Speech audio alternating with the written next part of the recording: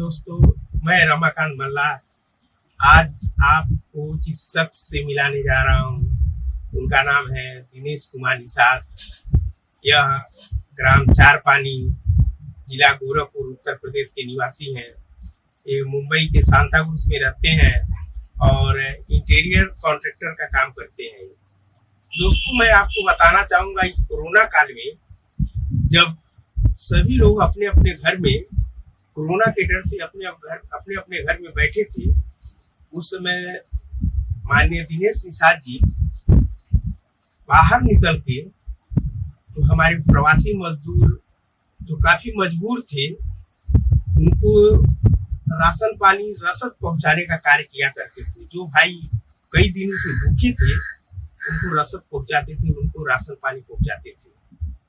दोस्तों, आपने सोनू सूद के बारे में तो बहुत चर्चाएं सुनी होंगी, टीवी में, मीडिया में, तमाम जगह, सोशल मीडिया में। लेकिन क्या आप जानते हैं, सोनू सूद के बाद तमाम व्यवस्थाएं हैं, तमाम हाथ है, लोग तमाम उनके साथ कार्य करने वाले लोग हैं। तब कहीं जाके वो बसों से या तमाम जो व्यवस्थाएं हैं फ्लाइट से कह लीजिए तो लोगों तक पहुंचाते थे। लेकिन ये शख्स ऐसा है जिसके पास तो ना उतनी बड़ी पूंजी है, ना व्यवस्था है। इनका कहना है कि हम भी गरीबी रेखा से ही नीचे ऊपर उठ के आए हैं। मजदूरों का दर्द मैं सोनू सूद से बेहतर समझता हूँ।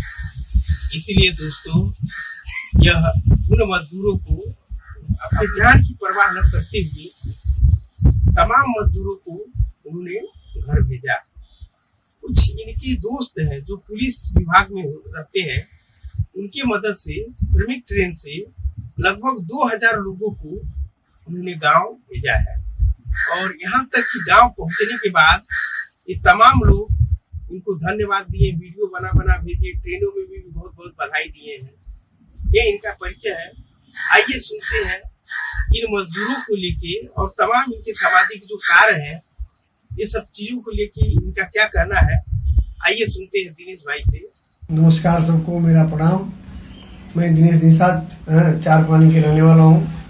मैं गरीब भाइयों का, मैं भी उस दौर से गुजरा हूँ, उस चीज़ को मैं जानता हूँ।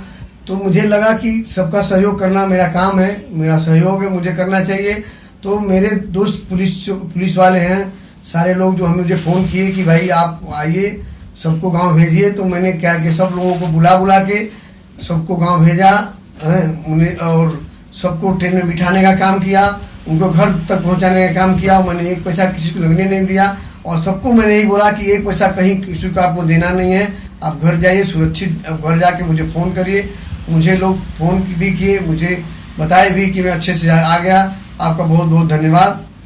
तो मेरा यह सिद्धांत है कि मैं गरीबों का भला करूं, गरीबों का सहयोग करूं, क्योंकि मैं भी उस दौर से गुजरा हूं, मुझे भी वो स्थिति मालूम है कि गरीबी क्या होती है। दोस्तों, मैं और इनके बारे में बताना चाहूँगा, इनकी खासियत इतना ही नहीं है। ये गांव में जन कल्याण के लिए, सर्व समाज के लिए यह धर्मशाला बनाए हैं। जो इनकी कुल देवी है काली माई, उनके लिए भी भव्य मंदिर बनाया इन्होंने। और मैं चारपानी में धर्मशाला का निर्माण कर रहा हूँ, मंदिर का निर्माण हो गया है। और जितने हमारे चारपानी के निवासी हैं उनकी बहू बेटियों का शादी ब्याह, बच्चे का शादी विवाह वहाँ पे होगा।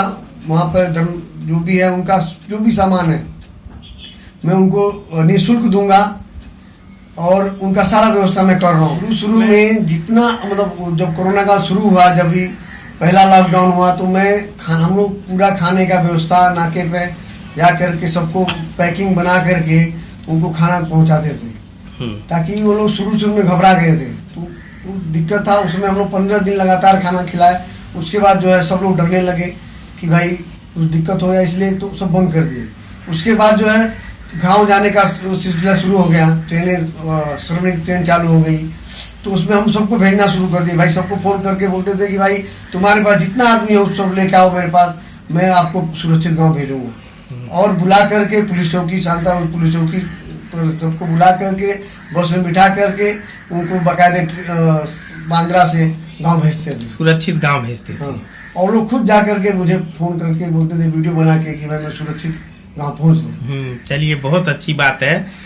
जैसा कि मैंने आप सबको बताया था कि कल तक हमारी यात्रा शुरू थी और अभी मुझे बताने में खुशी हो रहा है कि इस वक्त हम अपने घर पहुंच चुके हैं और इसका सबका श्रेष्ठ सिर्फ 2 लोगों को जाता है। एक तो वकोला पुलिस चौकी के जो पुलिसमैन है उनको और दूसरा माननीय दिनेश निषाद जी को। Thank you. दिनेश भाई, आपका बहुत बहुत शुक्रिया और अकोला पुलिस का, अकोला पुलिस चौकी का धन्यवाद हमारे तरफ से। और हम लोग का यात्रा भी शुरू हो गया है। हम लोग जाने के बाद भी, आप पहुंचने के बाद भी आपको एक बार मैसेज करेंगे। आप लोग का बहुत बहुत मेहरबानी कि हम लोग बहुत परेशान थे। हम लोग का यात्रा शुरुआत हो गया है, ट्रेन चल दी है, हम लोग बैठ गए हैं। धन्यवाद। अरे दिनेश बाबू नमस्कार। आपके हम लोग सभी आभारी हैं और आप ऐसा ही मिलते रहे इस कलयुग में। माता रानी आपको ऊपर छाया बनाए रखे। छोटे और बड़े सबको एक ही समान देख करके जो जितने दुखी में और सुखी में सबका साथ दिए आप। छोटा बड़ा सबका लॉकडाउन में सबका साथ दिए और ऐसा ही आपका मनोकामना बना रहे, सबका साथ देते रहे। ऐसा ही माता रानी, 4 पानी की काली माता आपके सब बनाए रखे। परिवार सुखी, दिलो दिमाग से आप सब कुछ करें। नमस्कार। कितने लोगों को आप भेजे होंगे लगभग अंदाजन? ऐसे तो मुझे लगता है कि आप काउंट तो किए नहीं होंगे, फिर भी अंदाजन आप कितने लोगों की मदद किए होंगे? बहुत काफी लोग जो भी हमारे पहचान वाले थे, जो फोन करते थे उनको यही बोलता था कि आप जो है अकेले नहीं, आप 10-20 जन को और लाओ और 10-20 जन को और बोलो कि और लोग आ जाएं, क्योंकि सबको जरूरत है। ऐसा नहीं तुम अकेले आओ, और लोगों को लेके आओ। जो भी नहीं तुम्हारे पास पैसा नहीं है, खर्चा नहीं, वो भी मैं दे दूंगा आपको, मगर आप गाँव जाओ सुरक्षित। उसके बाद जो है आते थे लोग, सबको भेज देते थे। चलिए, बहुत अच्छी बात है। तो अगला आपके कार्य के बारे में लोग ये जानते हैं कि चूंकि आप, मैं पहले ही परिचय दे चुका हूं कि आप गोरखपुर 4 पानी गांव के रहने वाले हैं और सुनने में आ रहा है वहाँ भी आपने बहुत बड़ा काम किया है, जो समाज हित में किया है, सर्व समाज के लिए किया है, कि कोई जरूरी नहीं है कि उसमें निषाद ही हो। आप बता रहे थे कि शादी ब्याह का क्या मतलब है, वहाँ क्या आपका योजना था और क्या कैसे किया है आप उस चीज को? सर्वप्रथम तो वहाँ पे कुछ था नहीं, मंदिर, एक छोटा सा मंदिर था 4 पानी में, जो काली जी का मंदिर था। वो पूरे गांव, पहले दादा परपराजा कई 100 साल पुराना मंदिर था, वो जर्जर था। उसको मैंने मेरा संकल्प लिया कि मैं उसको बनाऊंगा और बनाया मैंने। और आज इतिहास है कि उस एरिया में ऐसा कोई मंदिर होगा न धर्मशाला होगा। और अभी जितने गरीब भाई हैं हमारे, जितने गांव के लोग हैं, वहाँ पे जो बूढ़ा पुरानिया जो भी है, कोई नहीं जिसको रहने की जगह, वहाँ पे रहने का मैं व्यवस्था बनाने की कोशिश कर रहा हूँ। जो लोग रहेंगे उनका खाना पीना, वृद्धा आश्रम जैसे होगा। हाँ, जैसे अगर कोई घर से प्रताड़ित हो, तकलीफ में हो या जो भी हो, उसका कोई सहारा ना हो खाने पीने का, तो आपके वहाँ पर आके रह के खाना पानी मतलब जीवन यापन कर सकता है। हाँ, और उनको जो है उनको देखा जाएगा, उनको खाना पीना दिया जाएगा और उनको भाई ये आप धर्मशाला आप खुद संभालिए, आप रहिए, आपका ही है, और यहाँ रह करके आप सबका देखभाल करिए, पूजा पाठ करिए और यहीं पर रहिए अच्छे से। अच्छा, सुनने में ये भी आ रहा है कि आपकी सोच है कि वहाँ समाज को, सर्व समाज को समर्पित आप एक लाइब्रेरी भी करना चाह रहे हैं, ताकि बच्चे आए पढ़ें, तमाम साहित्यिक, टेक्नोलॉजी, ITI की किताबें वगैरह भी आऊंगा। क्या इस तरह का भी कोई सोच है आपका? हाँ, वहाँ पे काम शुरू हो गया है। हमारे श्री रमाकांत मल्ला जी ने मुझे बताया कि मैं लाइब्रेरी का मैं खोलना चाहता हूँ, तो मैंने बोला सर्वप्रथम मेरे वहाँ ओपनिंग होगा और उसका काम मैंने शुरू कर दिया हूँ। और वो चीज अभी जो भी निषाद भाई मिलके उस कार्यालय का ओपनिंग करेंगे जी। हम लोग काम शुरू कर दिए जी। और उसी बगल में ही मैं CBSE कॉलेज का काम शुरू करवा दिया हूँ। हमारे जितने बिरादरी के लोग हैं, हमारे गांव के लोग हैं, मैं ये सोच रहा हूँ कि शिक्षा ग्रहण करें और आगे बढ़ें और देश का नाम रोशन करें। और अपने गांव का भी नाम रोशन हो। ये प्लान है जो आप स्कूल बनवा रहे हैं। स्कूल मुझे जहाँ तक इनसे बात करने से पता चला है कि ये 10-12 क्लास तक सीबीएसई बोर्ड का स्कूल मतलब ये बनाने की तैयारी कर रहा है। ये इसका प्लान है जो इन्होंने बताया है, दिखाया है कि ये बहुत काबिल तारीफ है। और इंसान बहुत पैसा कमाता है लेकिन इसी तरह का कृत्य करना चाहिए। पैसा कमाते खत्म हो जाता है। खास करके निषाद समाज में देखा गया है कि लोग पैसा कमाने के बाद बहुत बड़े बड़े घर बनवा लेते हैं, बंगलो बनवा लेते हैं, लेकिन फिर उनकी सेकेंड पीढ़ी आती है तो उसको कहीं ना कहीं ख़त्म कर देती है।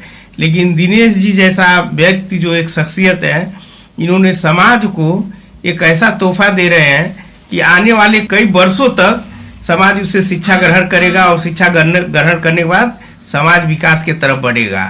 क्या सोच है आगे का? जैसे आप समझिए बीएससी 12 तक आपने सीबीएसई बोर्ड का 12वीं तक कर लिया, कॉलेज बनवा लिया, उसके बाद आपका क्या होगा? सोच क्या है? भविष्य में क्या करना चाहते हैं? सोच है कि हॉस्पिटल का मैं मेरे मन में है, आप लोगों का सहयोग रहेगा जरूर होगा। मैं उस चीज के लिए सोचा हूँ कि हॉस्पिटल बनाऊं। अच्छा, पहले ये काम होने के बाद। जी, मतलब आपका कॉलेज बनने के बाद आपका अगला जो फोकस होगा, टारगेट होगा हॉस्पिटल बनवाने के लिए। बहुत अच्छी सोच है। और हमारे लोग अच्छे से पढ़े, हमारे लोग आगे बढ़े, यही मेरा सपना है, यही मेरा। चलिए, बहुत बहुत धन्यवाद आपको। आपने बहुत अच्छा मतलब ये आपका कल्पना है और आप कल्पना को साकार कर रहे हैं। मुझे लगता है कि ये निषाद समाज में कोई पहले व्यक्ति हैं जो इस तरह का कल्पना करने के बाद उसको साकार रूप दे रहे हैं। ये बहुत बड़ी बात है।